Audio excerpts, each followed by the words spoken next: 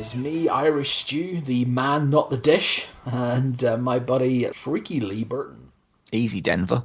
Yeah. All right. A little bit of a shout out there to Denver, Colorado, the man, not the place, with my introduction.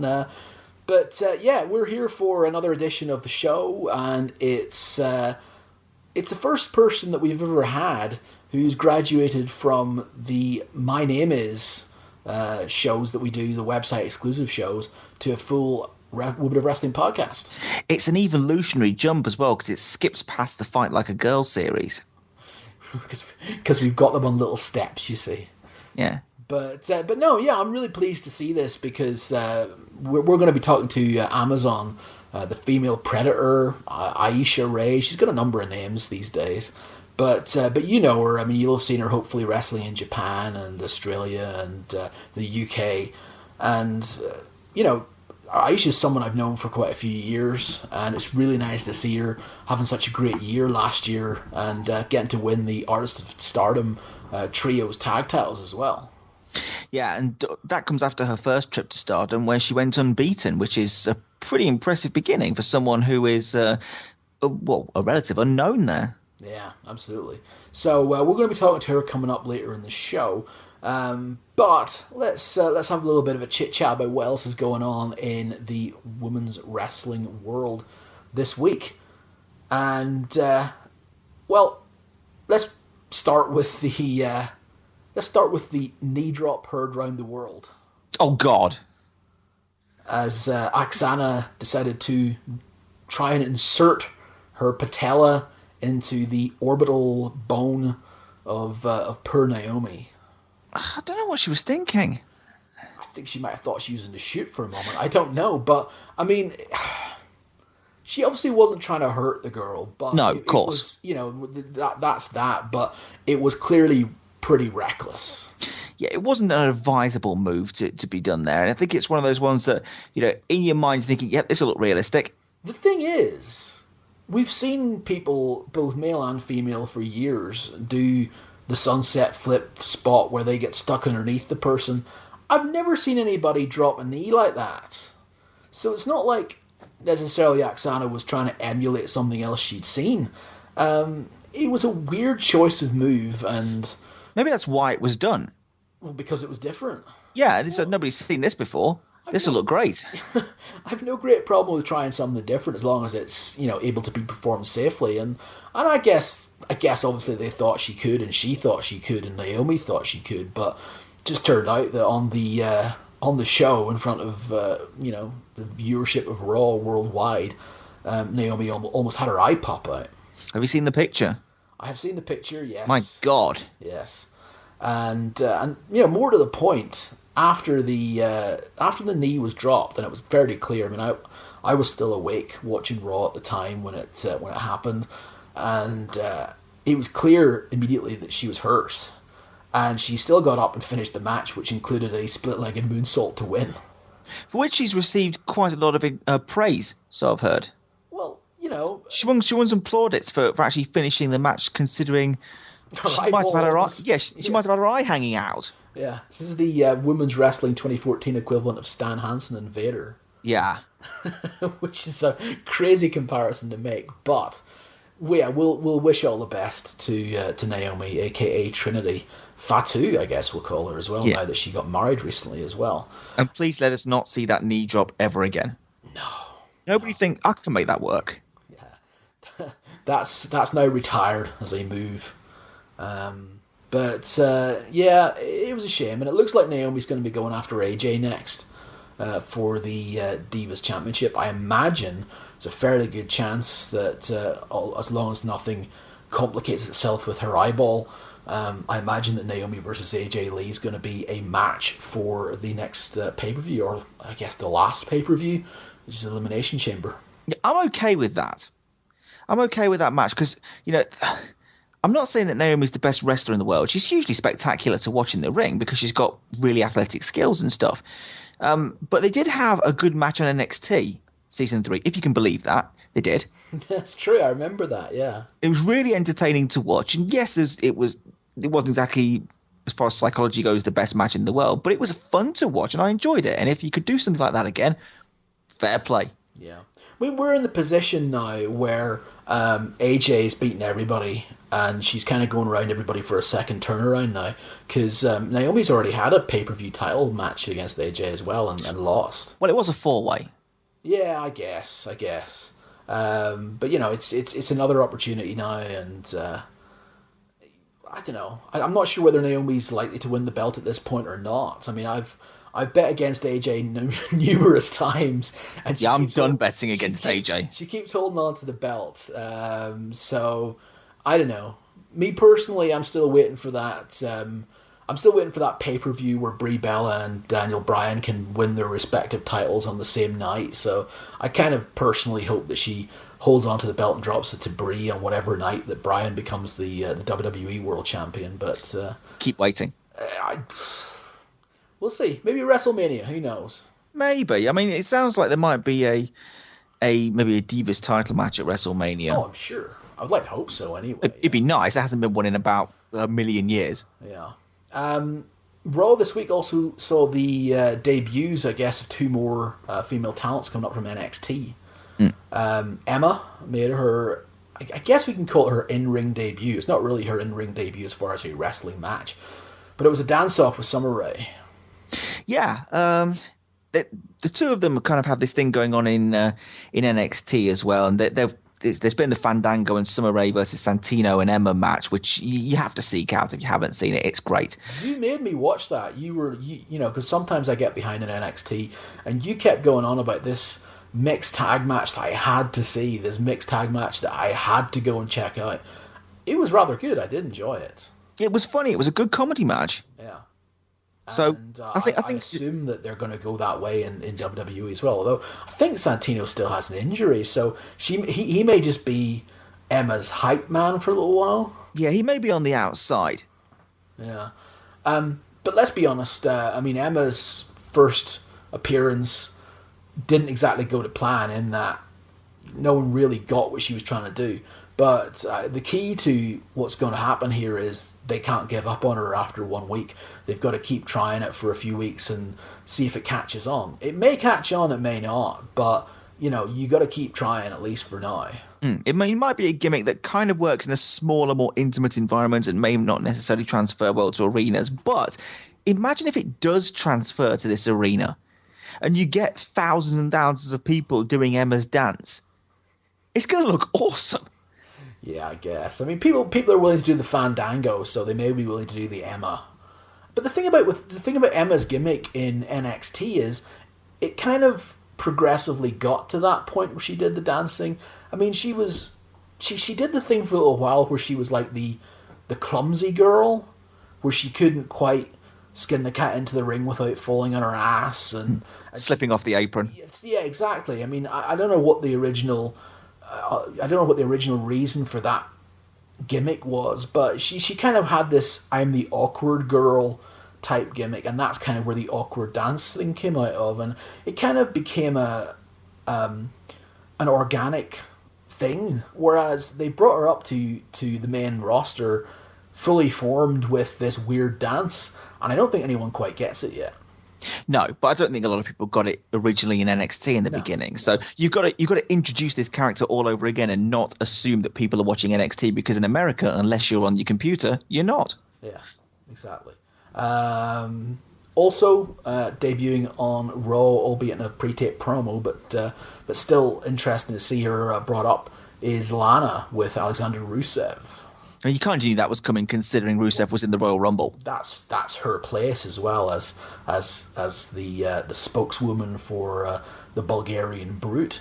I do wonder, especially after causing an injury to Naomi, I wonder whether Roxana's days are numbered now that Lana's coming up to the main roster.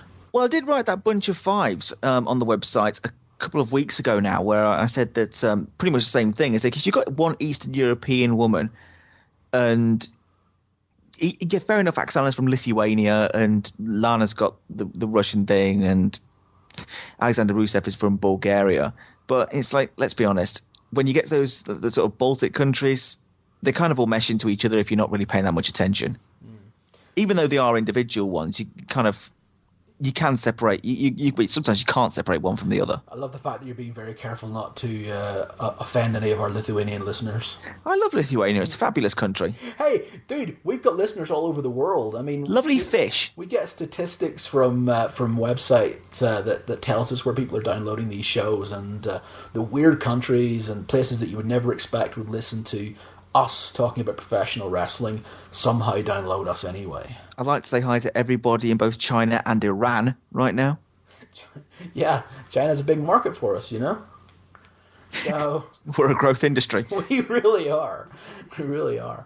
So, so that's Raw this week. Some interesting stuff going forward there, and, I guess as we enter the road to WrestleMania, we'll see where things are going to shake out, and whether Emma's going to get some traction before WrestleMania, or whether they're going to have to wait until after for her to really get her big push.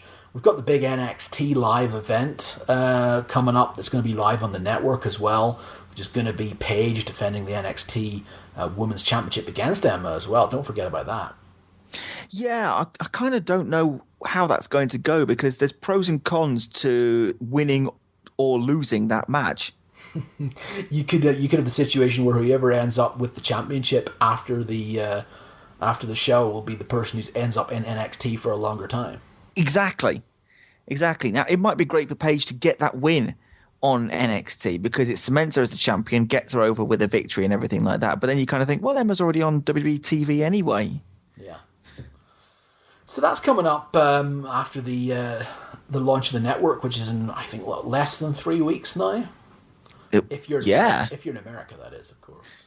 Yeah, if you're elsewhere in the world, you just wait longer, or find some way of. No, don't do that. Fine. Okay. Before that, though, we've got WSU's return to action this weekend with both the Secret Show on Friday and the Mutiny pay-per-view on Saturday, both in New Jersey. And this has been an interesting set of shows, because obviously there was the big change of main event from Jessica Havoc versus Shanna for the WSU World Championship to Jessica Havoc versus Alpha Female in a match where, at the minute, we really don't know whether the championship's going to be on the line or not. In fact, we don't even know if Jessica Havoc will be the champion going into the match, because Shanna is going to be challenging Jessica Havoc the night before at the Secret Show. Yeah, sorry, that means that our podcast we did with Shanna last month is slightly out of date. That is true. That was a few days after we published that. All of a sudden, Alpha Female rocks up and takes the main event slot.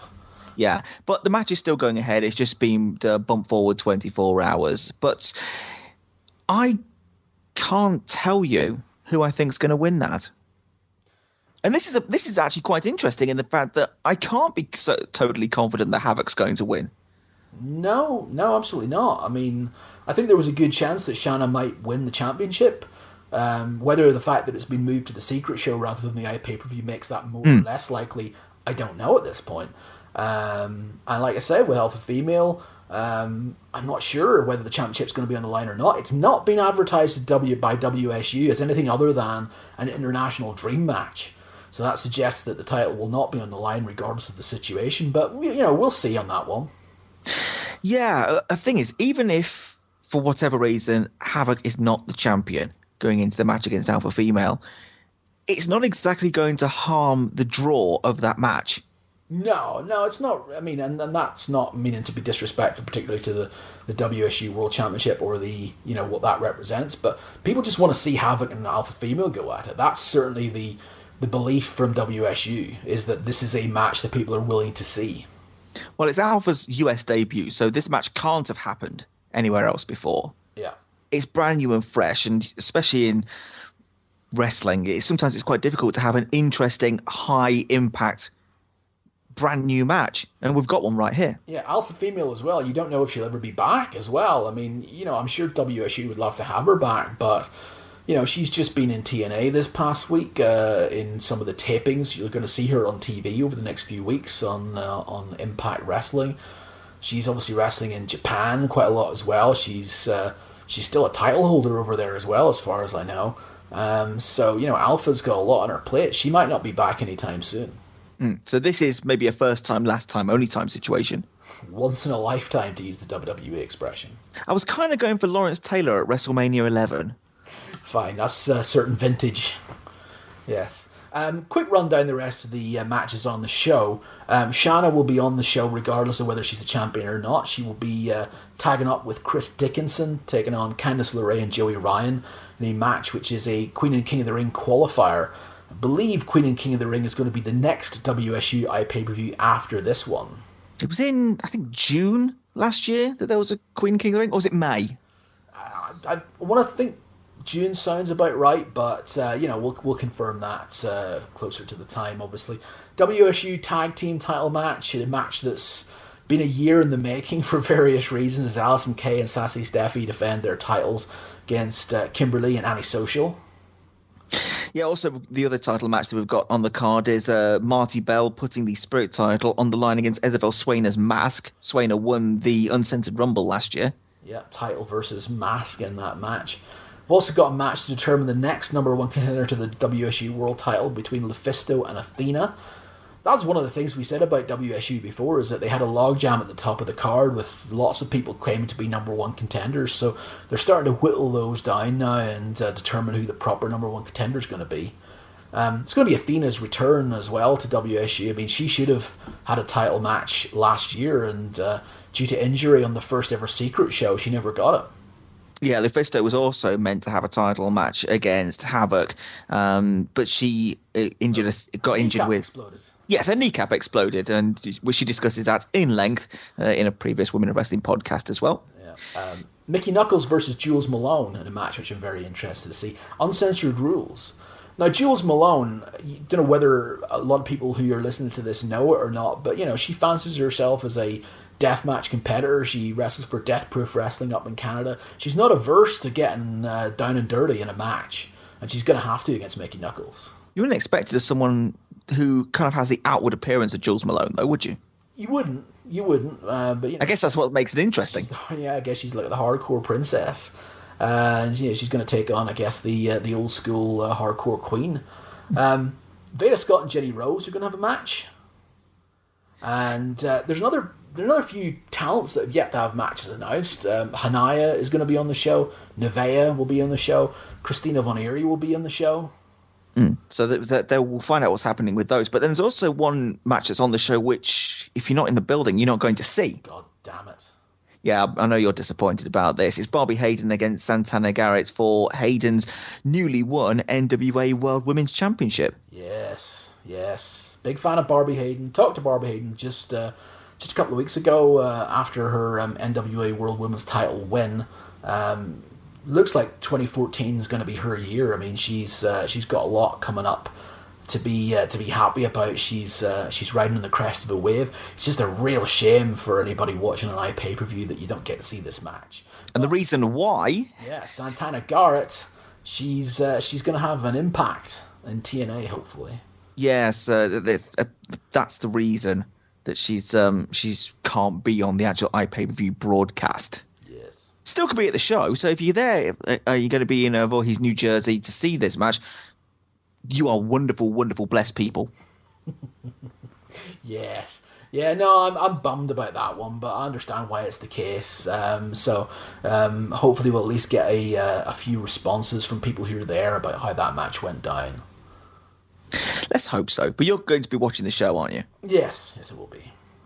So, follow it on the website as well. Hopefully you get to check it out as well. czwiPayperview.com to order the iPay-per-view. But if you can't make it for whatever reason, or you want to check out the results, come check out the website that night for results of the iPay-per-view as they come in. The next day, though, February the 9th, we've got Courtney Rush wrestling. Now, she made her return. I remember her. Yeah, she made a return to wrestling last weekend against Jasmine after her fractured clavicle that she suffered back in September. All healed now. At the hands of Jasmine, no less. Indeed. The match ended with Jasmine winning via DQ. And then Rush pile driving Jasmine onto her Great Canadian Wrestling title belt and then losing it to Skylar Rose. So there you go. But, talk about coming back running, though. I mean, she comes back against Jasmine one week. The next week, she's got a match against Leah Von Dutch for Leah's title in a cage. Yeah, it was meant to be Von Dutch versus Gillian Hall. Yes. But Gillian decided that retirement was a better plan. It was a better option than facing Leah Von Dutch in a cage. Yeah, so that's going to be Extreme Bombshells Wrestling taking place in Richmond, Michigan on Sunday. Yes. There's lots of cool stuff coming up in the next few months and weeks. I mean, we'll talk about it as more podcasts come in, but those are the main things kind of coming up in the next week or two. Before we get Aisha on the line, though, do you want to make a quick mention of the fact that you were at a live show this past week? Yeah, I went to the TNA One Night Only Joker's Wild show in Birmingham, and thanks to Simon Rothstein for setting that one up as well. It was considering it was a 4-hour long show, the crowd stayed hot the whole way through. And I thought that was really impressive, especially since it was mostly tag matches that you were watching. I mean, even the knockouts match that was that's going to be put on the pay-per-view itself is also going to be a tag match. In fact, there's only one singles match the entire night, and that was Shana against Gail Kim in an Explosion taping. But it was a good show to be at. The Shana Gail Kim match was better than the 6 knockout elimination match. It just felt like that was like machine gunned through the eliminations, like it was a Survivor Series Divas match. But it was a good opportunity as well for Alpha Female to wrestle. She was on the same team as Lady Tapper and Kim against ODB, Velvet Sky, and Madison Rain. I'm not going to tell you any results or anything like that. But it's keep an eye out for Explosion shows coming up, because there's going to be quite a few Alpha and Shana matches on there as well. Yeah. Starting this week, no less. Yes. All right, before we move on to the interview segment, let's just remind people of how you can get in touch with us here at Ring Bells. It's all pretty self-explanatory, honest to goodness. On Twitter, we are twitter.com/ringbells. On Facebook, we are facebook.com/ringbells. Bit of a pattern emerging there. And you can email us at admin@ringbellsonline.com. Yeah, also, you might still notice that we've got the advert for DVDs from High Spots on the website. If you're looking at the website at this point, you might be listening to this on iTunes, in which case, head over to the website and take a look, because we've got all those articles there for you to read and look at. But there's also the rotating GIF advert for High Spots, and what it means is if you click that link, then go through to High Spots and buy anything, not just women's wrestling DVDs, but anything, and you've gone through that link, we get a little bit of a kickback, which helps keep the site free for everybody and keeps the number of adverts down to a bare minimum. So thanks very much if you've done that, and if you haven't done that, feel free to click into it, maybe save it as a bookmark, so next time you go to High Spots, just open that up as a bookmark and away you go. She is the female predator. She is Amazon, aka Aisha Ray. Aisha, welcome to the show. Hello, I've finally become the woman of 1,000 names. That is true. You're slowly adding names to your repertoire. But I want to give you a congratulations first as being the first person to graduate from doing a My Name Is interview with us a couple of years ago to now being a full-fledged Women of Wrestling podcast guest. Yay! When's the ceremony? Do I get a gown and a scroll? Get off. We spend all our money on the award for Wrestler of the Year each year. That's true. That's pretty much our entire budget for the year. But I'm eating rice until March because of that. Anyway, you don't need any more commendations. You've just come back from Japan where you're winning titles. Yeah, that's not the point. I like to collect them. It feeds my ego. It makes me feel better. Just keep throwing them at me. Fine. I get through the day that way. We'll think about it. We'll think about it. I'll get to work on Photoshop. But no, honestly, we probably do want to start talking about Japan. Actually, you have just in the last month or so come back from a 3-month tour of Japan. It was actually your second tour of the year over there. That was from October right through to January. I mean, first of all, congratulations on a really successful time out there, and second of all, I mean, now that you're back, can you? Is it a case of you can't wait to go back, or have you achieved what you wanted to do over there? Oh, I'd definitely like to go back. Over there, it was literally an amazing experience, and I was on my, from people over here, I was on my own, so I had to learn most of the stuff kind of by myself. So I'd definitely like to go back, and it was an experience that I wouldn't trade in for the world, literally. I mean, when you went back for the second time, like I said, it was like the full sort of 3-month gig, but you had been around earlier in the year. I think, what was the earlier tour in the year? Was that just a few weeks? Yeah, that was for 4 weeks because I had to come back and then go to NWE. So I could only go out for 4 weeks, and those 4 weeks prepared me for the 3 months. So I had to do that, and I'm glad I did. I mean, going there twice in a year, that was yay. So it's like a sampler session then? Yes, it was a taster session. It's like when those people walk around giving you like those small cans of vanilla Coke, saying, would you like this? And, some people say yes, because they're crazy. But then, you like the vanilla Coke, so you went back for a full-fledged can of the stuff. Yes. That was a really, really bad analogy, by the way. That was awful. It was terrible. You could say that. I went for the mini Coke bottle. You know the ones that they used to give to you in the magazines? Like, what is it? Top of the Pops. And then I upgraded the liter bottle. That's what happened. What the hell magazines are these? What? Wait. Look, you don't remember? Oh, wow. Look, when I was a kid, I was buying WWF magazine, and that was about it. Serious one-track mind as a teenager. I had them too, but, expand outside the box. Yeah, you decided to buy, like, Top of the Pops magazine with pictures of Let Loose in it. Brilliant. Let me. I went back too far. Right. Sorry, we went off track there. Tearing us back to Japan here. Aisha, I mean, 3 months at the time out in Japan in a foreign country, different language, completely different alphabet, let alone everything else. I mean, what's it like being out there for such an extended length of time? Do you eventually really get used to it, or do you always feel like a bit of a fish out of water, a bit of a foreigner? I think maybe if I stayed out there for like 6 months, I'd be able to answer that question properly. But it took me about a month to settle in. Well, when you're there, you have to learn the language, even if it's enough to literally to get you by. But before I left, I did try to learn as much as I could. But by the time I got there, it just gone. It's easier to be around the people and around the culture and just around the situation to learn everything and to communicate. I mean, where I was staying, there wasn't many people that spoke English. So I had to learn. I had no choice. And it's a language that I wanted to learn for a very long time. We had it in secondary school, but we only had 2 weeks of it. So the fact that I got out there, I was around wrestling and around the culture, I got to learn everything. So I was happy. Yeah, that's something that Lee and I have talked about in the past about learning Japanese. I mean, did it come easily to you? How fluent do you consider yourself now?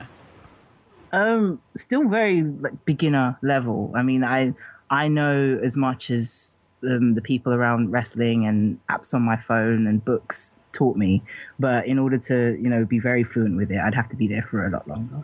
And it's a very complex language.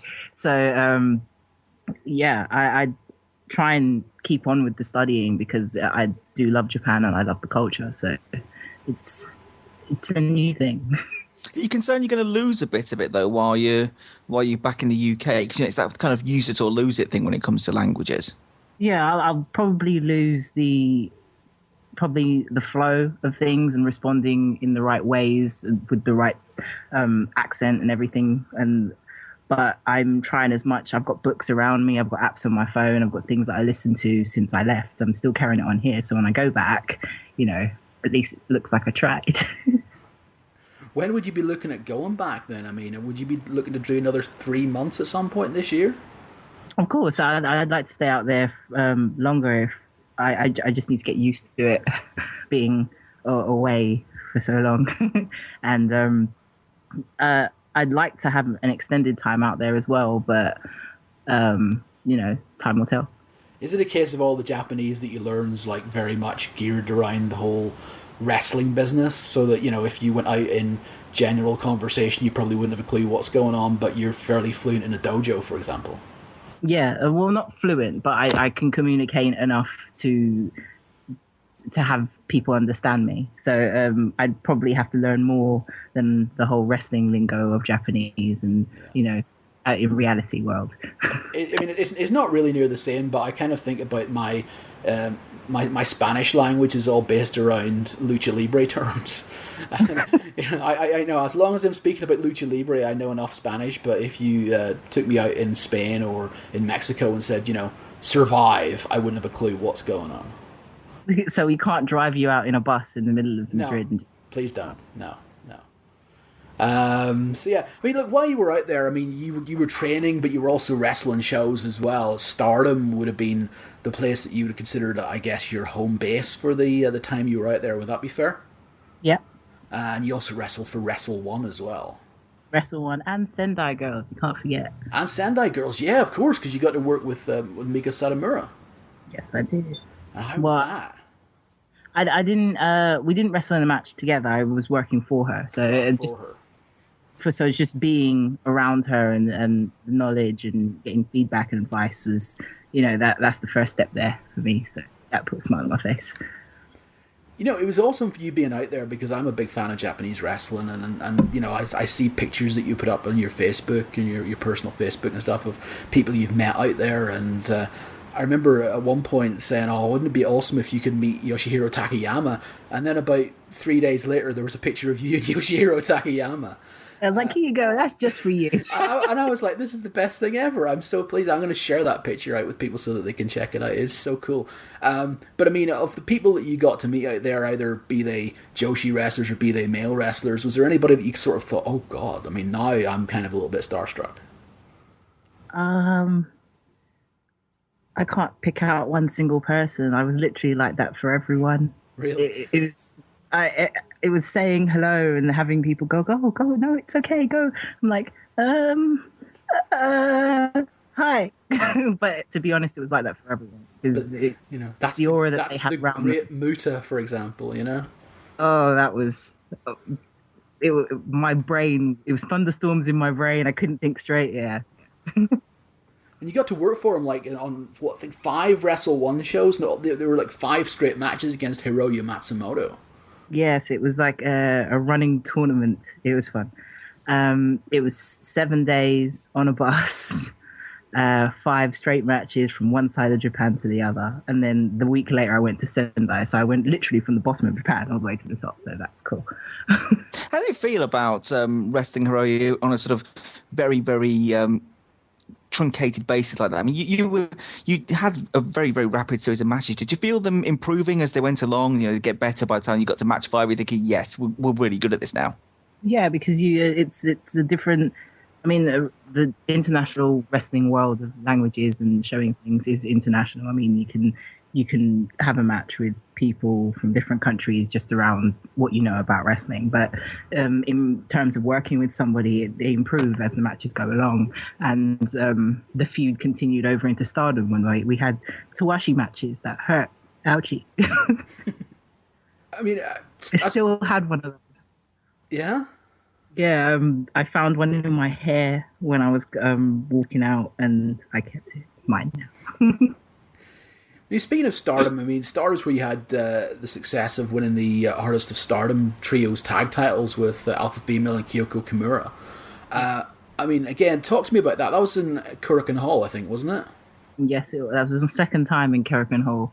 Yeah. It was kind of weird because the last match I had when I went out the first time was at Kurikan Hall, and the first match I had back was at Kurikan Hall.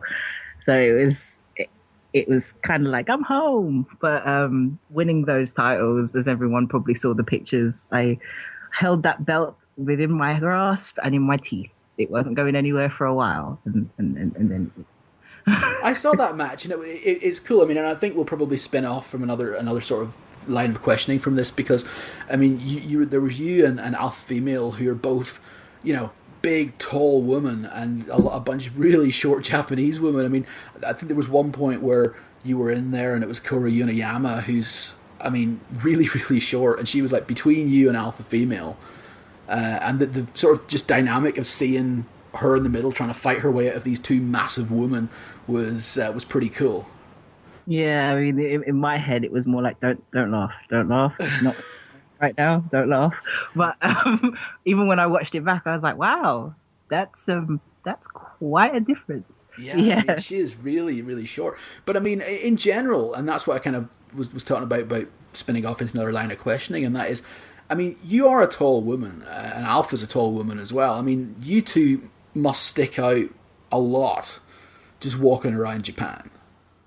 Yeah. I mean, I don't know which one more than the other, but it's nice. I don't know. I'm the kind of person I am. I like that attention. So, well, that's it. I wasn't sure if it was something you would appreciate, or whether you just wish that you were kind of like a little bit shorter and a little bit less conspicuous.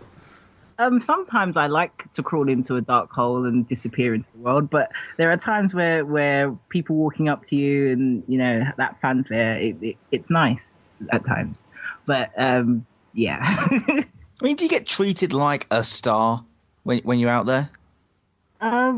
It depends on what your definition of what being treated like a star is, but that you're treated with respect and everything else. So it was just nice being around everything. I guess what I'm kind of trying to say is, did you get a Ribera jacket? Oh, yes, I did. It's red. And I got Zumbas too. Shit! The first person I texted was Rhea O'Reilly. I was like, I got Zumbas now. She's like, you're a real wrestler. Like, I hate you. Wow. And my one, this is not to brag and hurt your feelings, Lee. My one is the Champions Gym jacket, the Road Warriors Gym jacket. So mine, haha. Shit! It's quite impressive. I'd give a testicle to have a Ribera jacket. No, I wouldn't actually. I'm lying. That went far too far right there. Yeah. I want a Ribera jacket, but not that much. What would you have said if I would have said, do you want to trade? Would you have still gone through with this bargain of... I don't know. I might have given you a lung, perhaps. A lung. Because you never know when you're going to need a spare lung. You never know when you're going to need a spare testicle? Yeah, there we go. Well, we're going off track now. Tends to happen. We are a little bit, yeah. Being out in Japan for such a long time, and I know it's 3 months, and you were saying that even longer was why you'd like to go back. But I mean, did you find yourself being homesick when you were out there? Around Christmas, yeah, because it was. I mean, I'm very, very close to my mother and my immediate family. So my sister, my brothers, and just being away from my aunt, my grandparents at Christmas, was there were a few Amazon tears of blood. There were. Nice. But it was nice because the family that I was around in Japan made it feel like Christmas for us. It kind of took away kind of some of that homesickness because you had people around you, and it was nice. But it was hard, very hard. I mean, forgive my ignorance, but what's a Christmas in Japan like? It depends what part of Tokyo you're in, because they can be very traditional. What traditional is what Coca-Cola will tell you what traditional Christmas is, with trees and Santas and stuff. But most of the time, it's actually quite quiet. It's not as much of a fanfare as it is for Western countries. It's not really celebrated, isn't it? Is it? I mean, I guess it's just more of a bit of a westernization of Japan, I think, just to have that. But I think traditionally it's not really a big thing over there, is it? No. I think it is more so if you have children. Sure. Not as much as it is over here in America and places like that. But strangely enough, Halloween was like Alpha and I went to the Skytree, and they had like Halloween parades and stuff, and that was it was cool.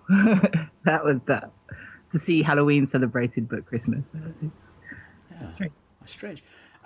What was your favourite moment of your time over there? Have you got a favourite moment, either be it a match or be it an experience that will just live with you forever? It was my very, very last match, and it was at Shinkiba First Ring. It was the Four Corners Monster Lagoon type match, and it was when all the entrances were coming in, and it was just weird. It was just one of those moments where you felt, I've actually done it now. I mean, I know it's over, but I've done it. And we had Kimura, Act, Alpha, and me standing in the four corners of the ring, and I just looked around at all the people. I looked at the promoter. looked at Alpha, I looked at Kimura, I looked at Axe, and it was just like, I'm actually here. Like, it hadn't hit me, even though that was probably my last day. It hadn't hit me till that moment. So that's the moment that stands out to me. The spotlight and everything, and having ribbons thrown and doing your last pose down as the entrances go. That's what I remember. Who's your favorite person to work out there? I would say now my favorite person to work out there is Hiroyo Matsumoto. For the reasons being is, although I'm bigger vertically, in terms of power and strength, I think we match for match, and she's so technically sound that it's nice to watch her work, and it's nice to be on the other side, just being there in the match. Even though I despise her for the Tawashis, it was a great experience combining the British style with Joshi style in the series of matches that we had.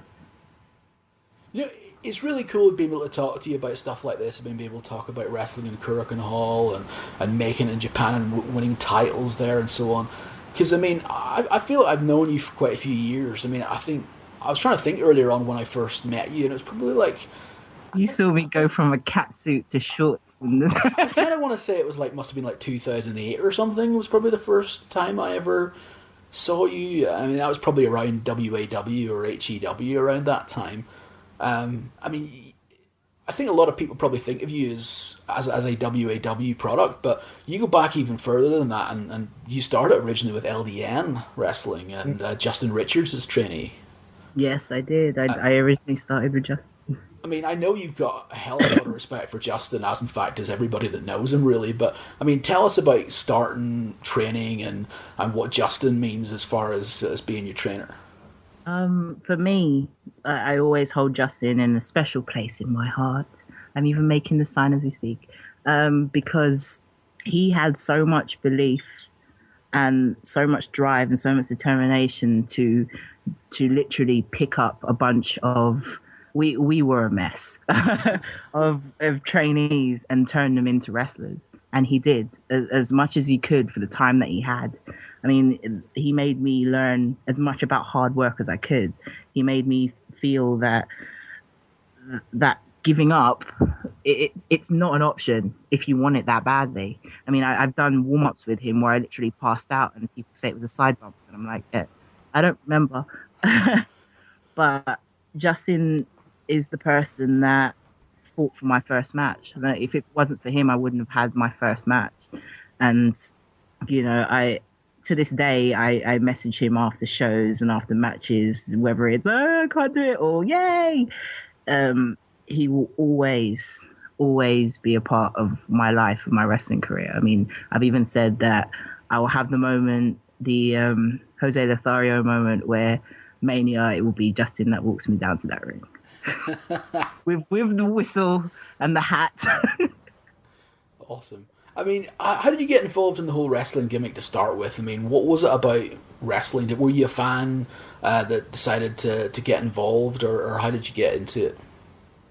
I was tricked by my brother and my brothers and my grandfather that wrestling was the greatest thing in the world. Yeah, they put me in front of a TV screen and like, I wasn't allowed to move for days. They tied you down, forced you to watch pro wrestling.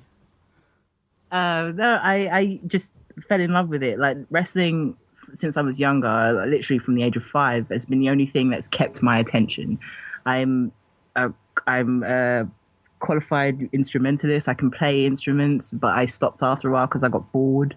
I can play 4 instruments. I've been to drama school. I started dance. I did ballet and tap when I was younger, and those didn't keep my interest. I did languages. I'm a qualified artist. I've got degrees, but I never carried it on any further. Wrestling literally is my life, and I like the art of wrestling. I like the psychology of wrestling. I like being able to control thousands of people by one person, by a look, what you say, a hand gesture. I mean, I know that applies to acting as well, but for some reason wrestling is that much different. So I've just been hooked literally since then. It's like a drug. It's interesting that you say about you like the way you control a crowd. Because I remember the first time I saw it was a bit after Stu, and at the time you were a mute gimmick essentially, and you were able to just melt people into a seat with a glare. I mean, is this something that you just had a natural ability to be able to do, to be able to intimidate people into shutting up just by looking at them? I have a Caribbean mother. That answers that question. There we go.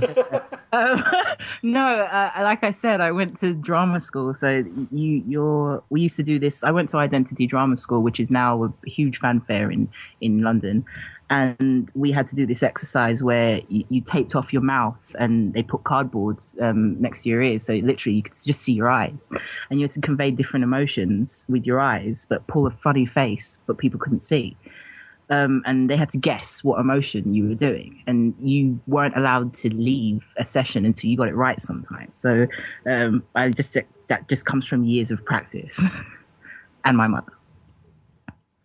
You used to have this thing, especially back in the London Ink days, where you would grab someone with a stare, and you'd move around, but you'd never break the stare. And it was really, really good back in the day. I mean, let's talk about London Ink. I mean, London Ink, for people who won't know, who are listening to this, was a faction, and it was yourself. It was a couple of Jet Logan, DKJ, and Ananya originally. The mysterious disappearance of Ananya, yeah. Well, we'll talk about that in a minute. But I mean, you four, I mean, did you all basically start around the same time? I mean, I've known you guys all for years, but I don't really know. Did you all start together, or did you all come together once you started wrestling? No, we got together in wrestling. DKJ and Tony Scarlo were trained by DKJ and Jet Logan were trained by Tony Scarlo previously, and they came to London, LDN when I was in LDN, and I knew Ananya from college, and we all four of us went up to WAW together, and they put us together. It just seemed like an obvious thing to do. There was a lot of people actually that kind of seemed to vacate the LDN training and ended up going to WAW around that time. What was the reason for that?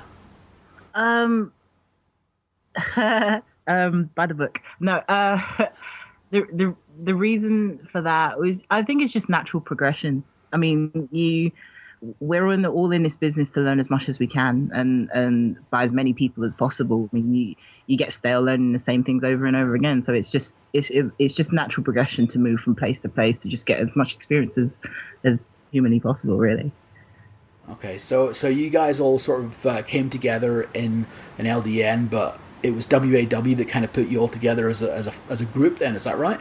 Yeah, they put us together on. It was literally the first night I was up there. Jet Logan was there already for about 6 months, and DKJ, Ananya, and I came up. And that night they put us together as London Ink. It was literally, here's the microphone, just go. Let's see what happens, and kaboom. Kaboom, indeed. I mean, what are your experiences, or what are your favourite experiences, I should say, I suppose, of your time in WAW working with LDN, working with London Ink? I mean, is that some of your, at least up until recently, some of your favourite times? I'd imagine it might be. Yeah, blood of tears every day. I mean, that was where I grew up. I mean, I was really young when I started. I'm not like illegally young, but I was 17 when I started, so being away from your family at like points of time, this isolation, you kind of find this family, this group. So we had really fun times with driving in the snow to get to training, skidding on ice. Apparently I was asleep when all this was happening. At least you weren't driving at the time. No, I wasn't driving. I woke up and we were there. It was like, yes, we're alive. We've driven down country lanes and seen Shetland ponies and random clowns. We've What? Oh, I'll get to that story soon. We've been in pubs with no heating and no lighting, and had to sleep there to get up for training the next day. There are so many things that happened there that literally will probably be about 7 chapters in the book, maybe the whole book. I hope one of the chapters is about this clown. Yes. We were driving, if you want the story. Please. We were driving to what can I refer to him as now? Is it Zach Zodiac or Hooligan Bex? Zach Knight, call him. Zach Knight. There we go. We were driving to Zach Knight's birthday party, and we had the directions on Google Maps. Yay, Google Maps! So the directions that we got sent took us down this country lane, and first we saw this guy dressed in a clown suit just for no reason. He was just strolling, walking. This is the dead of night. There is no one else there. They've got 4 black people driving in a Mercedes-Benz silver in the middle of nowhere. And then we keep driving, and we just saw this Shetland pony. And I forgot that Ananya, I'm sorry, is afraid of horses. So she starts freaking out and clawing out the window. And I turn around, and then this pony sticking his nose through my window while I'm trying to find out where we are.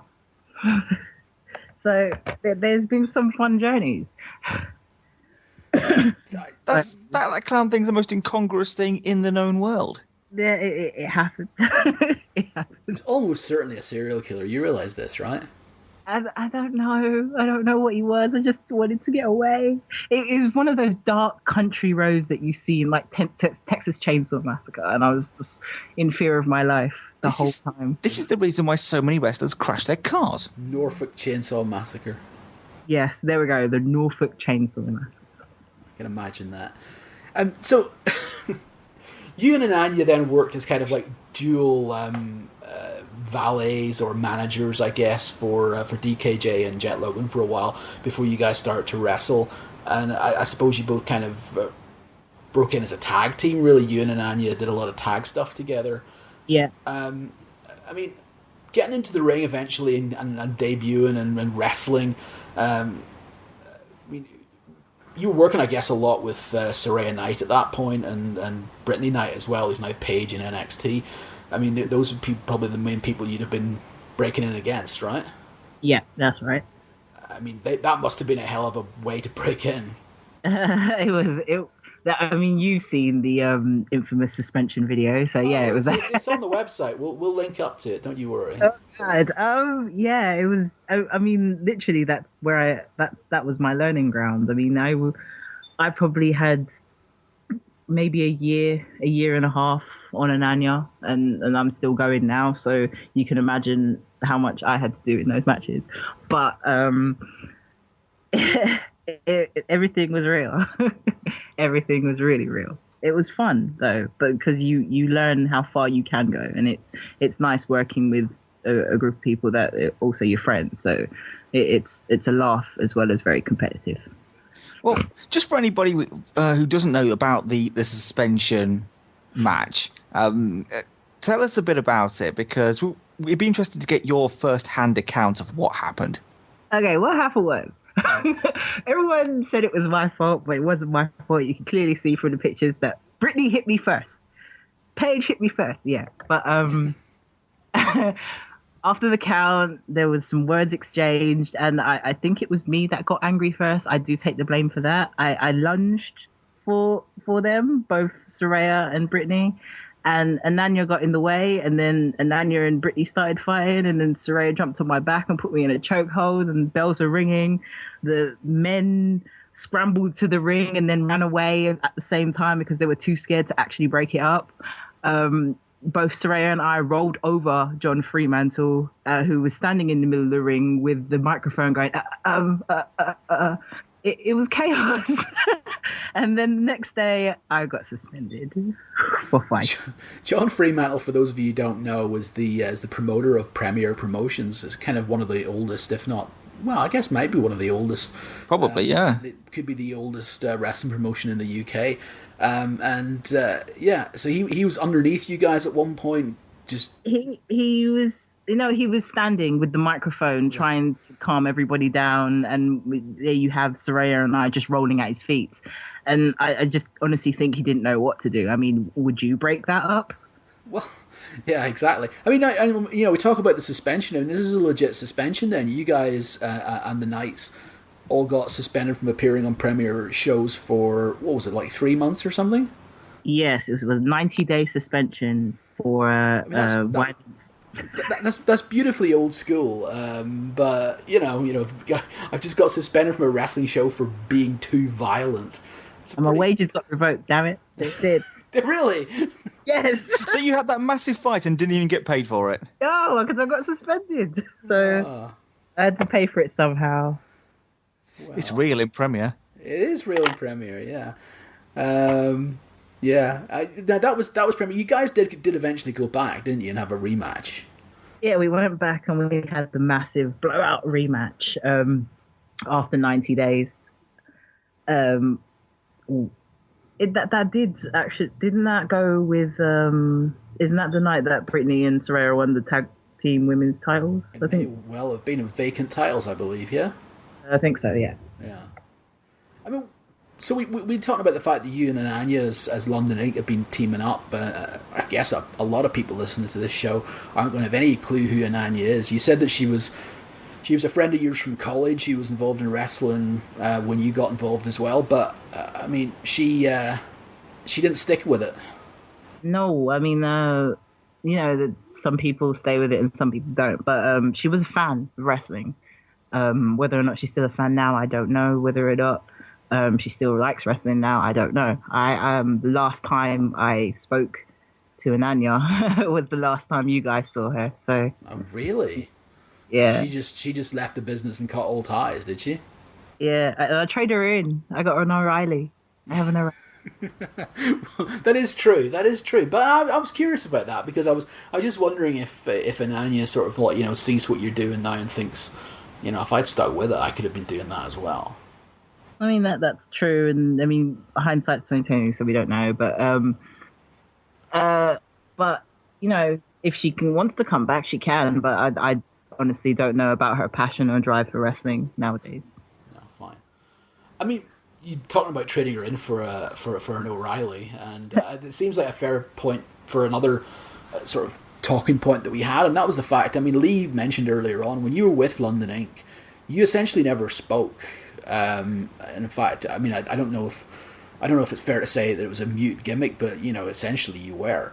I think the My Name Is interview you did with Lee a couple of years ago was the first time that you'd ever done any kind of interview at all in the wrestling business, and from there, it's kind of funny to see when you and Rhea O'Reilly get together how much personality you show, and how much fun you're having. Is this?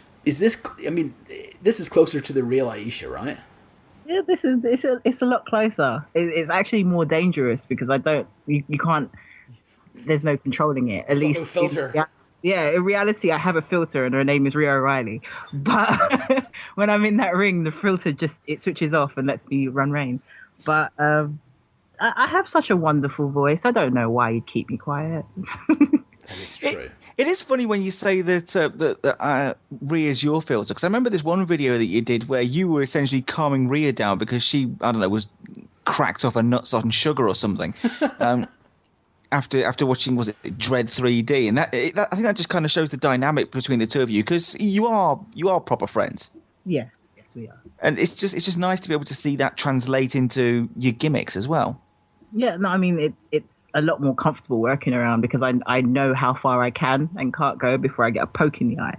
So, and it's entertaining for me. I mean, your job, you want to be as entertaining as possible, don't you? Mm. When did you and Rhea first meet? Because I mean, she's a Justin Richards trainee as well originally. Well, Lance Storm trainee and then Justin Richards. Yeah. We first met at LDN when she started training down there before Justin moved his school to his school of academy, and I went to WAW. And I was the first girl. I was the only girl for ages, and it was like, yay, Rhea! And then I left to go to WAW, so she was alone. So we didn't see each other for a period of time when it came to training, but we always saw each other outside of training. So it was just kind of that magnetism of being the only girls. So we've got that in common, as well as, the history that we've had as friends since training, and now we're actually real friends. So it was just probably one of those friendships that are supposed to be. She's Storm and I'm Jericho. Yeah. Yeah. The team with you and Rhea, I mean, like you say, it's kind of meant to be. You two, you obviously work really well together. But was it Eve was the first place that you finally actually got to team up? Yes, Eve was the first place where that was the birth of Emma Riley. Eve. Because I think, you guys, I think, had been talking about teaming for a long, long, long, long time before you actually got a chance to actually do it. So, I mean, how cool was that to actually finally get to go out there and be a different sort of Amazon and a different kind of persona? It was weird because I I hadn't truly fixed it in my brain yet, that I had to almost kind of evolve and change. So if you kind of watch it, I'm bipolar Amazon, where I'm grr and mean in the beginning, and then when I'm with Rhea, I'm just like, yeah, you're a but it kind of switches, and I think the more we worked together, I kind of found that balance. So now it was a new territory, because I had to find the middle ground of not being too much of me, and then evolving Amazon, and then having something in the middle. Do you prefer to be that character, that Amma Riley version of Amazon? Is that the best? Is that the best for you? I've been told that it is, but I think I'm very complacent in the grr. But I have to find somewhere between the grr and comedic, because if you're too funny, people won't find you scary anymore, and that's my stuff. It's true. I remember we had a conversation once that you were sort of. I think you were a little bit concerned that you didn't want to just be seen as kind of like a mini Amazing Kong. Yeah. And that kind of mute, just I'm gonna kick your ass and powerbomb you type thing. That you didn't want to just be that limited as a performer. So I mean, I guess this gave you an opportunity to step out of that and just show a different part of you. Yeah, I mean, it's no disrespect to be a mini Amazing Kong. I mean, there is an Amazing Kong. There is and she's really good at it. So yeah, exactly. And I mean, it's just about finding my own way. I mean, I think that was the mold that was set for me from when Amazon was created, and now I just got to find who Amazon really is, and I found that now. But I think maybe it's just easier to be yourself sometimes and just turn it up a little bit. I mean, there was one thing that Sarah Stock said to me when I was out in Japan, and it was like, a lot of people do call you the mini Amazon, but there's the mini Kong, but there's already Amazing Kong. There's only one Ayesha. There's only one Aisha Ray. There's only one female predator. So that's what you have to work at. So that's what I'm doing.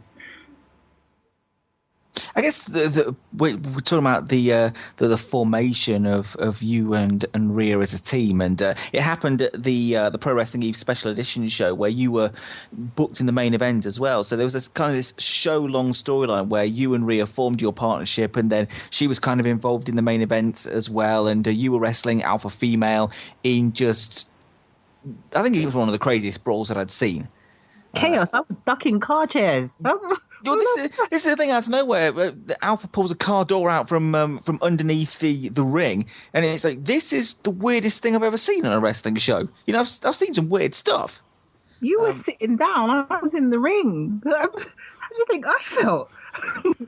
But it was the Amarali show. So the match itself was crazy. I mean, you had Rhea's head popping out from every which way corner of every minute of the time, but it was nice to kind of see it all gel together and have this big chaos at the end, because chaos is better than order in wrestling anyway.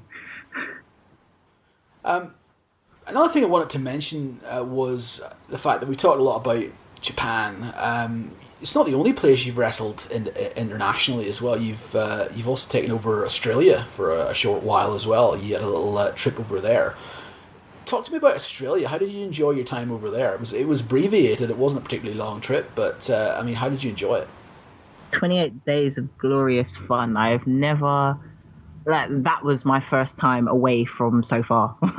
That was literally the furthest point I had been at that time before I went to Japan. Actually, which is further, Japan or Australia? Australia. Oh, all right. So it's the furthest place I've ever been. But it was just a new scenery and a new way of learning things. And it kind of took me out of, because that was the first kind of set of matches that I'd done outside leaving WAW. So it was outside the WAW kind of format of things. So it gave me a chance to learn a lot of stuff and then bring a lot of British stuff over. And just watching the girls and seeing how differently they work to some of the girls over here, it was just this one big, massive learning experience that came with Comic-Con. I got to sit in cars that I saw on TV and meet Bushwhacker Luke. Well, of course. I like to think you're just hanging around. Yeah, sitting backstage, talking. It was nice. I got to hear a lot of old All-Star stories, so it was kind of cool. All-Star as in where? UK, when he was over here doing tours. Oh, really? Okay. But I'm not going to tell classified information. I mean, you got to wrestle on some of those Comic-Con shows, didn't you? It's Armageddon, they're called, Armageddon Expo. Yeah, the 2-day expo. I mean, what's that like, wrestling in front of a crowd that isn't necessarily wrestling fans? It was nice to see because what actually happened was when people were walking around and checking out all the merchandise, checking out all the memorabilia, checking out all the stuff. When wrestling happened, everyone kind of flocked towards the ring. So it's not like we had to grab their attention. They were like, "Oh, wrestling!" And there were a lot of people. So the only difference is that you've got all this other stuff going round. So you've got all those distractions, and it is kind of a weird environment, but it was a really nice environment. I mean, I'd definitely do that again. Talking about Australia being the sort of first place that you'd been in internationally after sort of breaking away from WAW. I mean, let's talk about that for a second. I mean, WAW, like you said, was the place where you, I guess, really became a star for the first time and got to wrestle a regular place and really develop yourself as a performer. And I mean, now you don't really go back there at all. What was the reason? Just was it you needed a change, or what was the reason why you ended up breaking away from WAW and going your own way? The reason was publicly put on Facebook. I was released and set free. My wings were clipped, and it was just like, go away. There was a lot of stuff that it's a very long, dragged out story that you can buy the book for $14.99 in 7 years. Jesus. But again, it's going to be a very big book. It's again a natural progression. I just think I had done what I needed to do at WAW and moved on to somewhere else. Like, have the dust settle and then kind of go away for a while or forever. Well, you mentioned it. You said a while before you said forever. I mean, is there any possibility of you being there again? I mean, it's changed a lot since you left. It's gone from being WAWW to Bellatrix, and it's in a different place now. It's on iPay-per-view. I mean, any interest or hopes or desires to go back? Those